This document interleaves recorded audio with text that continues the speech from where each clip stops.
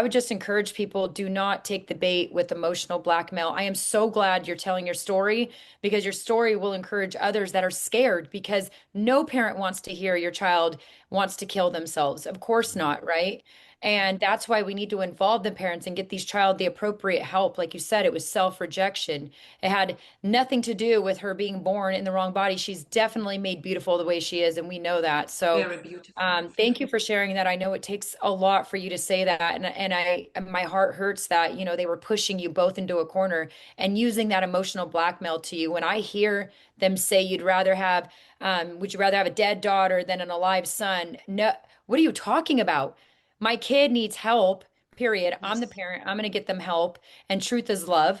And forget your emotional blackmail, right? Yes. Yes. These kids are facing suicidal thoughts because they're being sent down a path of lies. And we need to realize that. And as adults, we have a moral obligation to stand in front of this cult and this agenda that is trying to harm our kids. I mean, I just encourage everybody, do not give in to them and do not give up. And again, I'll go back to someone, please come and help your family because I'm sure there's people out there that hopefully, can take you through this process. And through this process, your story will save other children. They never talk about the uh, kids, okay, at 12 years old getting a double mastectomy, but they don't talk about at the age of 20 now they're suing the doctors that Yeah. allowed them to do that to themselves. They weren't even old enough to get a tattoo, but a doctor allowed them to cut their breasts off before they even understood what child creation was or going through puberty or these different things.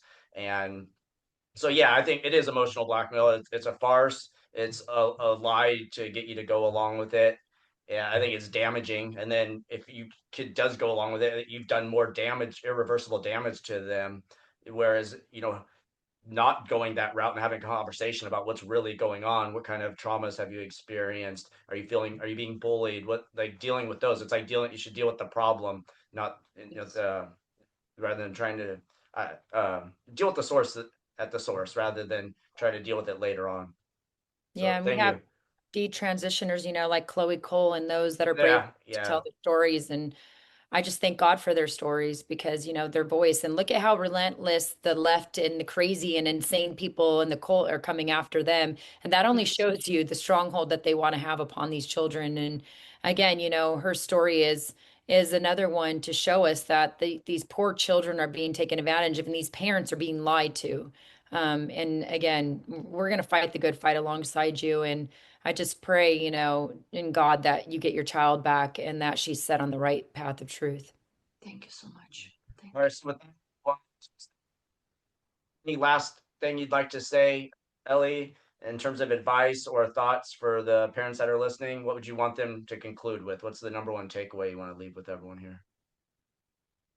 I want to thank everybody. I'm so honored to have Sonia. I'm being overwhelmed right now.